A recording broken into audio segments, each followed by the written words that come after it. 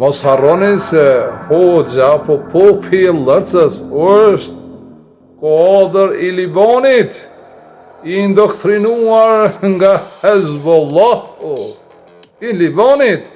Nëse popin e Lërcës e zëni në kryesi të vlenit të Pardis, ju vleni me ta pi që Shaban, s'po du m'ja përmen emrin, jeni të Hezbollahut dhe Hamasit. A e keni të qartë jo? Pavarësisht se ka shqiptarë të jo, por nuk ka shumë, jam pak dhe zoni si njët. Dhe janë tutsa me deklaru që janë shqiptarë.